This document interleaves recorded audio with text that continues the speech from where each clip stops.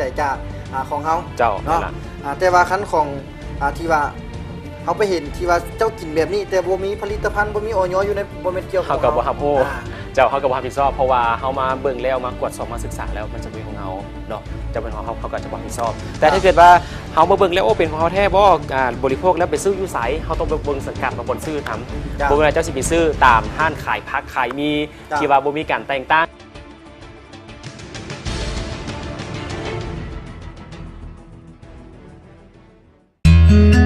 จากวันนั้นสู่วันนี้พวกเขามีความหักความห่วงใย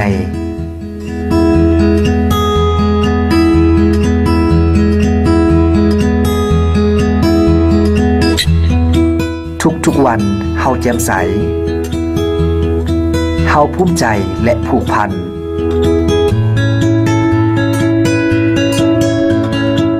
กาเฟมาร่องคอฟฟี่โกลดื่มแล้วหุ่นดีสุขภาพแข็งแรงทุกวันทุกวินาทีมาร่องมีความหักและห่วงใย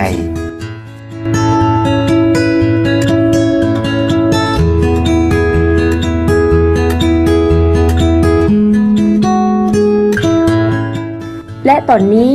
พวกเขาทุกคนก็มักกาเฟมาร่องอยากหุ่นดีผิวงามสุขภาพดีดุดน้ำหนักอย่างได้ผลดื่มกาเฟมาร่องทุกวันเด้อนำเข้าและจะจำหน่ายโดย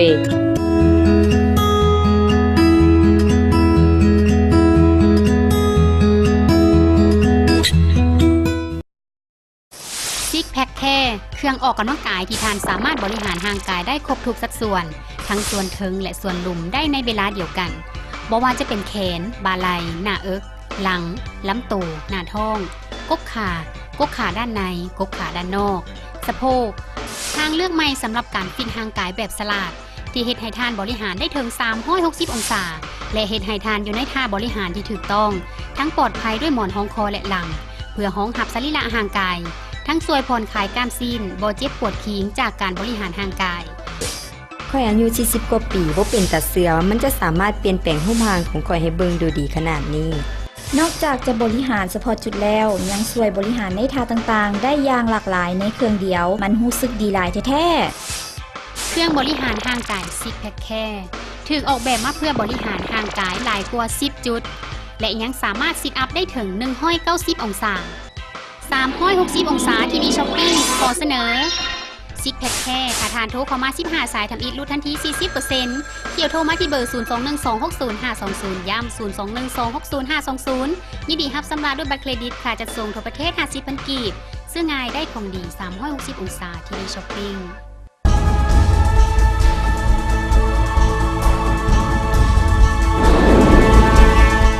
ตามชื่อ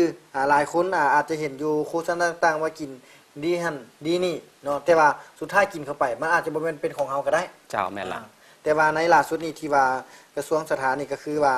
ได้สั่งให้เฮาหยุดก็เลยว่าโจมานํกันเจ้าและขั้นตอนต่อไปเนาะก็คือว่าบ่แม่นของเฮาแต่ว่าเฮามีใบตัวนี้เจ้าที่สามารถยั่งยืนได้ว่าแม่นล่ะก็คือของเขาเนี่ยเป็นเจสันห้องว่าไส้ปริมาณสมุนไพรคือตัวซัพพลอในปริมาณที่เหมาะสมบ่มีอันตรายต่อร่างกายใดๆเลยห้องว่าหลังจากที่มาผสมกันแล้วว่าจะเป็นเลสโคเวอร์เฮอร์บาลีนซัพพลอห้องว่าเป็นสมุนไพรป้องกันต่อต้านพยาธิต่างๆที่จะเข้ามาทำให้ร่างกายของเราเนาะนี่คือเจสันที่เขาได้รับลิขสิทธิ์จากประเทศสหรัฐอเมริกาถูกต้องตามกฎหมายเจ้านั่นแหละที่ว่ามาถึงเขาเนาะตัวนี้ให้บรรดาพ่อแม่ผู้ชมได้ฮู้กันเนาะว่ามันกะความจริงนี่มันกะดังที่เพิ่นเว้าไปท่านผู้ชมเนาะก็มีทั้งของแท้และก็ของเทียมเนาะปัจจุบันนี้ก็ถือว่าเกิดความสับสนเนาะให้แก่บรรดาผู้ที่บริโภคแต่ว่าหลังจากที่ว่ามันมีตัวนี้เข้ามาปึ๊บของเทียมเข้ามาปึ๊บตอนนั้นนี่สังคมอาจจะถามอีกว่าบางครั้งถ้าว่ามีของเทียมเฮาคือบ่ไปป้องกันไปห้องฟ้องหรือว่าไปอันนั้นเพราะว่าตอนนั้นนี่เรายังดำเนินเอกสารในเรื่องของการส่งเอกสารลิขสิทธิ์ให้พวกเขาอยู่เนาะเพราะเป็นช่วงที่เราเริ่มต้นที่เอามาจัดจำหน่ายแต่ว่าแท้ความจริงแล้วเนี่ยก่อนที่เขาจะมาจัดจำหน่ายเขามาขอออยอยู่บ้านเขาเนี่ยเกือบเป็นปี ถือว่ามีการศึกษา มีการวิจัย มีการขอเอกสารจากประเทศสหรัฐอเมริกาดุลพอสมควรเนาะก่อนที่เพิ่นจะออกใบอนุญาตมา และหลังจากที่เอกสารครบถ้วนหมดทุกอย่างหนุ่มป้อมเพิ่นก็เลยให้อย.สามารถกินจัดจำหน่ายได้ทันทีนั่นคือผลิตภัณฑ์เจสันอินเตอร์ของพวกเขาเนาะ แต่ว่าของเฮานี่ปัจจุบันนี้เฮากล้าบอกว่าที่ว่าสมมุติว่ามีมันมีเจ้าของว่าอยากเอาไปเข้าห้องทดลองไปแลบอย่างซี่ถ้าว่าเกิดมานี่ทุกอย่างนี่ถ้าว่ามีคนไปกินแล้ว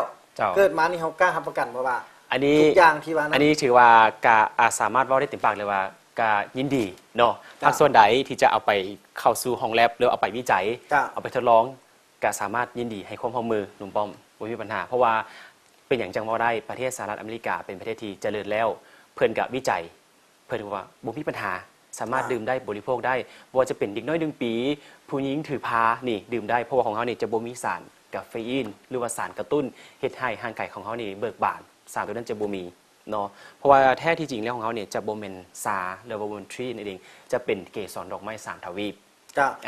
นะถ้าอีกตัวนึงคือคำถามที่ว่าจะถามว่าสมมุติว่าคือของเฮาเนาะตัวอย่างว่าของเฮาผลิตภัณฑ์ที่ถูกต้องทุกอย่างสั่งตรงแล้วมีคนไปกินปึ๊บแล้วเกิดปัญหาคือดังกล่าวนั้นเฮากล้ารับผิดชอบทุกอย่างบ่ตัวนี้เขาคิดว่าเขากล้ารับผิดชอบแต่ว่าวิธีการกินนั้นหรือว่าวิธีการบริโภคนั้นเขาต้องถามว่าอายุจักปีเป็นพยาธิหยังหลังจากที่ดื่มแล้วเป็นจังได๋จะมีอาการข้างเคียง3 มื้อ7 มื้ออาทิตย์นึง2 อาทิตย์ตัวนี้เขาจะมีวิธีการ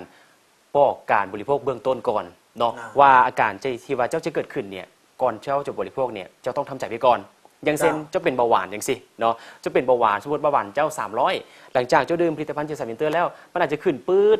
350และอาทิตย์ที่2จะลงอีก250หรือ150เพราะว่ามันจะเป็นการปรับเลือดเม็ดเลือดแดงเม็ดเลือดขาวเกล็ดเลือดห้องว่าปรับเม็ดเลือดให้เข้าสู่สภาวะปกติเนาะแล้วก็จะไปปรับตับให้มันสามารถผลิตอินซูลินได้ให้กลายเป็นพลังงานได้เจ้านี่คือห้องว่าผลข้างเคียงในการบริโภคนี่คือห้องว่าของเขาเนี่ยจะบ่แม่นสินค้ายาห้องว่าบ่เป็นยาแก้ปวดเพื่อแก้ปัญหาที่ปลายเหตุของเขาจะเป็นสมุนไพรบำบัดในการรักษาในการป้องกันเนาะในการป้องกันพยาธิต่างๆเพราะไงว่าของเขานี่เขามั่นใจว่ากินแล้วมันจะบ่เป็นดังที่ซาลือกันเจ้าดังคำที่เขาว่ากินแล้วตับแข็งแต่ว่าคันทำเป็นของเฮาแท้ๆเนาะกินมากวดเป็นกับเฮานี่ทุกอย่างเฮาสามารถคืนเงินให้ค่าเสียหายทุกอย่างแม่นนั่นให้ข้าเจ้าทุกอย่างเจ้าอันนี้ความมั่นใจจากของเฮาเนาะแต่ว่าคันของที่ว่าเฮาไปเห็นที่ว่าเจ้ากินแบบนี้แต่บ่มีผลิตภัณฑ์บ่มีอย.อยู่ในบ่แม่นเกี่ยวกับเฮาก็บ่รับรู้เจ้าเฮาก็บ่รับผิดชอบเพราะว่าเฮามาเบิ่งแล้วมากวดสอบมาศึกษาแล้วมันจะเป็นของเฮาเนาะจะเป็นของเฮาก็จะบ่รับผิดชอบแต่ถ้าเกิดว่าเฮาบ่เบิ่งแล้วโอ้เป็นของเฮาแท้บ่บริโภคแล้วไปซื้ออยู่ไสเฮาต้องเบิ่งสังกัดมาบนซื้อทำบ่แม่นเจ้าสิไปซื้อตามห้านขายผักขายมีที่ว่าบ่มีการแต่งตั้งบ่มีทะเบียนมีคนเอาไปเลาะขายแม่นล่ะเลาะขายตามบ้านอันนั้นก็บ่แม่นละสินค้าเฮานี่เป็นสินค้าเฮาว่าเป็นระดับโลกเลยเป็นระดับโลกเพราะว่าอยู่ในสหพันธ์โลกให้การยอมรับถามว่าสหพันธ์โลกนี่เฮาว่าหลายองค์กรหลายองค์การเฮามาร่วม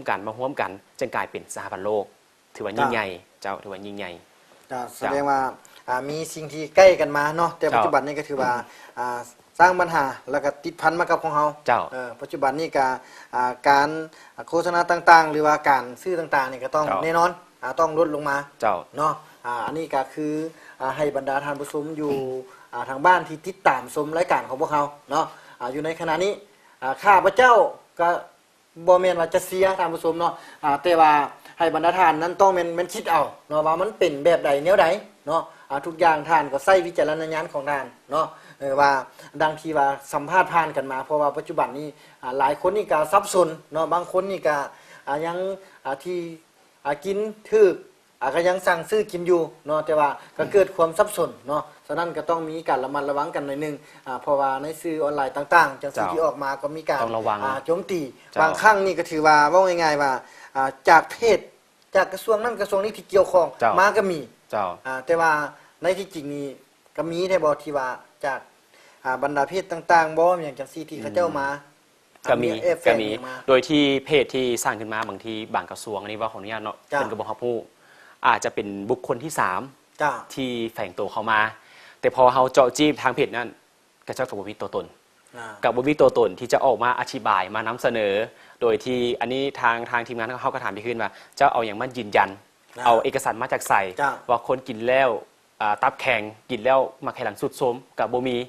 เอกสารยืนยันและผู้เกี่ยวก็บอกว่าเขาว่ามาและทางทีมงานเขาถามเขาว่าแล้วเขาเป็นไผ่บ่มีหลักฐานหนุ่มป้อมนั่นก็แสดงว่าเขาว่ามาซื่อๆไว้ซะแล้วก็สร้างความฮือฮากันขึ้นมาซื่อๆเจ้าแต่ว่าของเฮาล่าสุดนี่มันมีเอกสารครบทุกอย่าง เจ้าครบถ้วนเบิดละเจ้ามาเนาะบ่ง่ายๆว่าคือเอกสารตัวนี้เจ้าที่แปลก็โดยผ่านศาลแม่นละกระทรวงยุติธรรมเรียบร้อยแล้วกระทรวงยุติธรรมแปลมาว่าผ่านศาลมามันเป็นอันนี้เจ้าที่แปลมาอย่างชัดเจนเนาะดังที่พวกเฮาจะขึ้นสไลด์ให้บรรดาท่านได้ฮู้กันเจ้าและล่าสุดนี้เนาะสำหรับในน้ำที่ทานต่างหน้าเนาะเจ้าทางบริษัทนี้มีอย่างบอกฝากให้แก่บรรดาทานผู้ชมเนาะที่ติดตามชมกันอยู่ในขณะนี้เจ้าเอาละท่านผู้ชมหลังจากที่ข้าพเจ้าได้สนทนากับหนุ่มป้อมเนาะที่เพิ่นได้มาเจาะจิ้มบ่ว่าจะเป็นปัญหาค่าใจหลากหลายอย่างปัญหาที่พ่อแม่พี่น้องเนี่ยได้บริโภคไปแล้วหลากหลายภาคส่วนและที่กำลัง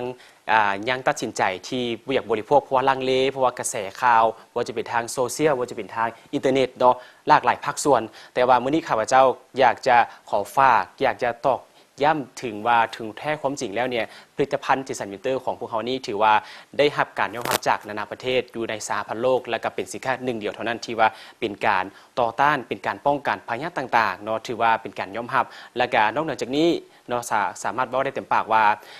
มีการผ่านจากอย.ว่าจะเป็นออสเตรเลียเยอรมันพม่าและก็เกาหลี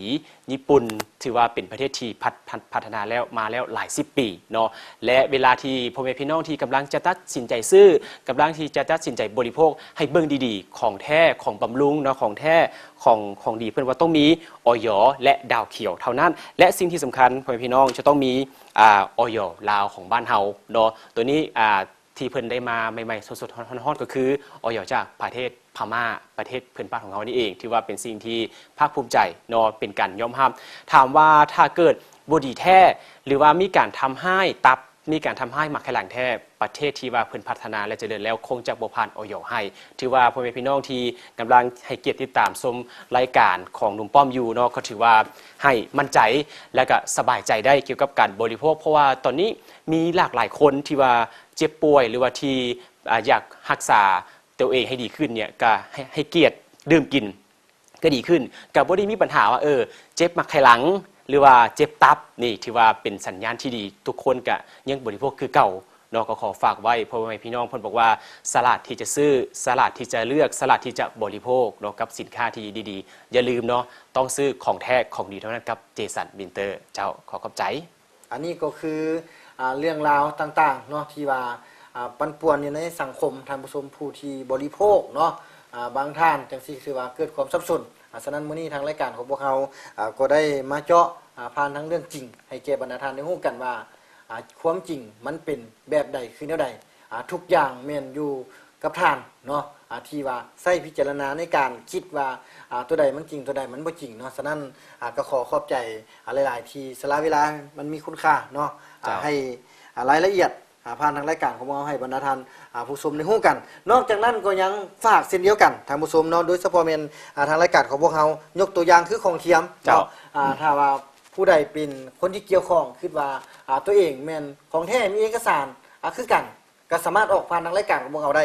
ยินดีที่จะนำเสนอเนาะหรือว่าจะมาบอกว่ามันเป็นแบบนี้ของค่อยเนาะหรือว่ายกตัวอย่างคือของตัวนี้เนาะเป็นของเทียมอันนี้เป็นของแท้